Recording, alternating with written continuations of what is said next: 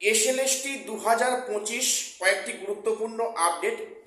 তো 60 এবং 70 পাওয়া ক্যান্ডিডেটদের নিয়ে এই সরকার বা মুখ্যমন্ত্রী কি ভাবছেন?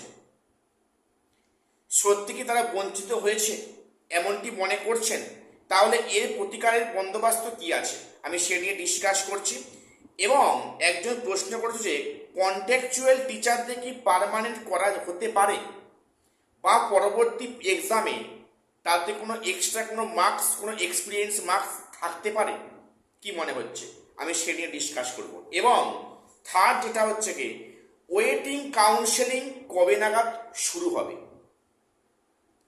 তো আজকে বেসিক্যালি তিনটে বিষয় ডিসকাস করছি, ভিডিওটা স্কিপ করো না, সবটা দেখো, চ্যানেলটা সাবস্ক্রাইব করে দিও। প্রথমে বলি, যিনি প্রশ্নটা করেছেন বা করেছে যে কন্ট্যাকচুয়াল টিচারদের কি পার্মানেন্ট করা হবে, বা না হলে তাদের পরবর্তী যে এক্সামের ক্ষেত্রে কোনো ফেসিলিটি দেওয়া হবে। প্রথম বলি সেই ব্যক্তিকে, তো জনতার দরবারে বিভিন্ন সংগঠন গিয়েছিল, সেখানে হচ্ছে কি ইনসার্ভিসদের সংগঠন গেছেন, সেখানে পেশার সংগঠন গেছেন, বিভিন্ন সেখানে সংগঠনরা গিয়ে সরাসরি তার সাথে কথাবার্তা বলেছেন এবং উনি সবার কথা শুনেছেন। এবারে কন্ট্যাকচুয়াল টিচার যারা বহুদিন কাজ করছেন তাদের নিয়ে তাদেরও সংগঠন সেখানে গিয়েছিল মুখ্যমন্ত্রীর সামনে। তো সেখানে যেটা আমার মনে হয় বলি, এটা আমার নিজস্ব মতামত, একমত না হতে পারো, কন্ট্যাকচুয়াল টিচারদের পার্মানেন্ট ওইভাবে হবে না বা করবে না। কন্ট্যাকচুয়াল টিচারদের ওইভাবে মুখের কথায় পার্মানেন্ট হবে না। হ্যাঁ, আগামীতে পরীক্ষা আছে, পরীক্ষায় বসো, পরীক্ষা দিয়ে নিজের যোগ্যতা পরিচয় দাও, তারপর তুমি সেখানে সেই পদে তুমি পার্মানেন্ট পদে আসীন হও। কিন্তু আলাদা কোনো ফেসিলিটি বা অনেকে বলছে যে নাকি এক্সপিরিয়েন্সে কোনো বাড়তি মার্কস দেওয়া হবে, এমনটি কি সম্ভাবনা আছে? দেখো, সম্ভাবনা আছে কিনা সেটা এখনই এই মুহূর্তে বলতে পারছি না, সেটা নতুন বিজ্ঞপ্তি না এলে কিছু বলে যাবে না। তবে যেটা আমার নিজস্ব মনে হয়, কন্ট্যাকচুয়াল টিচারদের এক্সট্রা যে মার্কস দেওয়া হবে এমনটা কিন্তু অন্তত আমার মনে হচ্ছে না, এবং এক্সপিরিয়েন্সের কোনো মার্কস থাকবে না কিন্তু আমার মনে হচ্ছে না।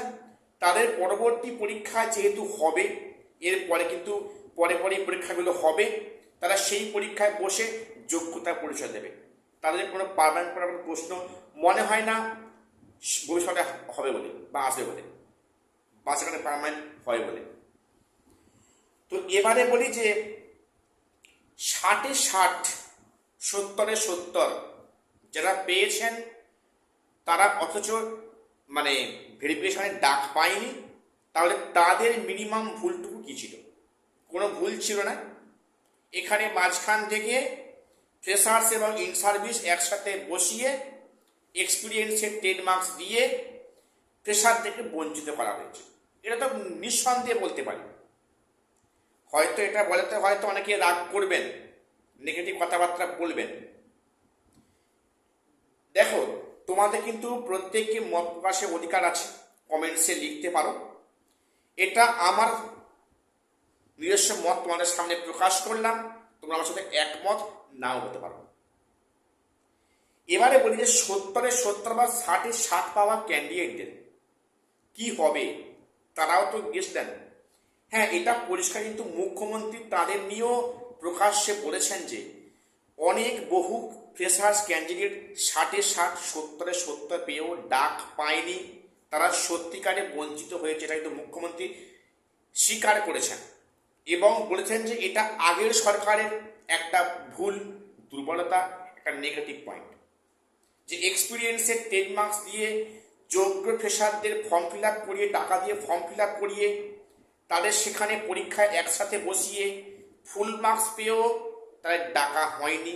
এটা একটা কিন্তু অন্যায্য করা হয়েছে, এটা আইন বিরোধী করা হয়েছে।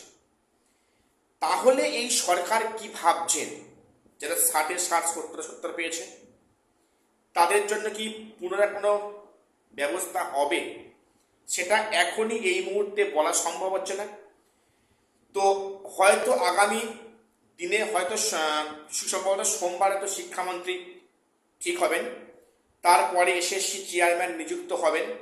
এর পরে পরে হয়তো পরবর্তী বৈঠকে কিন্তু ঠিক হবে যে সমস্ত অনগোয়িং প্রক্রিয়াগুলো এই সরকার কীভাবে চালাতে চাইছে।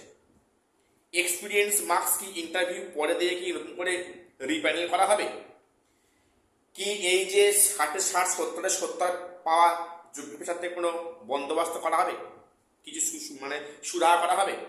এটা সম্পূর্ণ কিন্তু শিক্ষামন্ত্রী আসার পরেই এটা ঠিক হবে। আশা রাখছি যে মোটামুটি, খুব ভুল না বলি, জুন মাসের ফার্স্ট উইক নাগাদ এ নিয়ে সিদ্ধান্ত একটা হয়ে যাবে এবং আমরা কিন্তু তারপরেই জুন মাসের সেকেন্ড উইক থেকে একটা ভালো কিন্তু খবর পাওয়া শুরু করব, এমনটা সম্ভাবনা আছে বলে যেটা আমার মনে হচ্ছে। এইবারে প্রশ্ন যে ওয়েটিং কাউন্সেলিং কবে থেকে শুরু হবে। প্রথম বলি, এখনো একাদশের এখনো কাউন্সেলিংয়ের কাজ বাকি আছে। হয়তো আগামী সপ্তাহে একটা শুরু হতে পারে বা বিজ্ঞপ্তি আসতে পারে সেকেন্ড উইক নাগাদ। এবং দেখো, এই যে কাউন্সেলিং বাকি আছে, তারপরে পিভিআর মেডিকেল আছে এবং সেখানে স্কুলে তারপরে জয়েনিংয়ের বিষয় আছে। যেটা মনে হয় কিন্তু স্কুলে ক্যান্ডিডেটটা জয়েন করলে, যেটা কাউন্সেলিং করিয়েছে বা করেছে, জয়েন করলে পরে তারপরে কিন্তু ধাপে ধাপে পাটে পাটে ওয়েটিং থেকে ক্যান্ডিডেটদের ডাকা হবে। তবে এটা কিন্তু পরিষ্কার যে এবারে ওয়েটিংয়ের সম্ভাবনাটা অনেকটাই বেশি, কারণ এখানে মাল্টি র্যাঙ্কিং করার ফলে অনেক সিট ফাঁকা পড়ে আছে, ফাঁকা হয়েছে। এবং এক্ষেত্রে একটা প্রশ্ন আসে যে এখানে কি ভ্যাকান্সি বাড়বে। আমি এ নিয়ে বহুবার ভিডিও করেছি, ভ্যাকান্সি বাড়ার সম্ভাবনা একটু আছে, কিছুটা আছে। এবং সামনে 3রা জুন তারিখে যে সমস্ত ভ্যাকান্সিগুলো শিক্ষার্থীরা পেয়ে যাবেন, তার উপর ডিপেন্ড করছে যে এই চলতি নিয়োগ প্রক্রিয়ায় সিট আপডেট হবে কিনা, যেটা গেজেটে উল্লেখ আছে যে ভ্যাকান্সি কিন্তু আপডেটেড ভ্যাকান্সিতে নিয়োগ করতে হবে। তা ভ্যাকান্সি আপডেট হয়তো হবে, হওয়ার সম্ভাবনা একটা আছে। সেটা আগামী 3 তারিখ কিংবা 7 তারিখ কিন্তু ঠিক হবে যে ওয়েটিং বা এখানে এই এসএসসিতে ভ্যাকান্সি কিছুটা বাড়ছে কিনা, ভ্যাকান্সি আপডেট হচ্ছে কিনা, যেটা গেজেটে উল্লেখ আছে। তাহলে এই সরকারটা কি গেজেটকে কি অমান্য করবে না অমান্য করবে না, এটাই এখন লাখ টাকার প্রশ্ন। এখন দেখা যাক আগামী দিনে মোটামুটি 3 থেকে 7 তারিখের মধ্যে একটা ফাইনাল জানতে পারবো যে গতি প্রকৃতি কোন দিকে আসছে, সেখানে ভ্যাকান্সি কত আছে, আদৌ ভ্যাকান্সি আপডেট হবে কিনা, বা এই অনগোয়িং প্রক্রিয়া নিয়ে এই সরকার কি ভাবছে। এটা পরিষ্কার হবে এই ফার্স্ট উইক অবধি, কিন্তু বিষয়টা পরিষ্কার হয়ে যাবে। তো আজকে এটুকুই আপডেট দেওয়ার ছিল। চ্যানেলটা সাবস্ক্রাইব করে দিও। দেখা হচ্ছে পরের ভিডিও।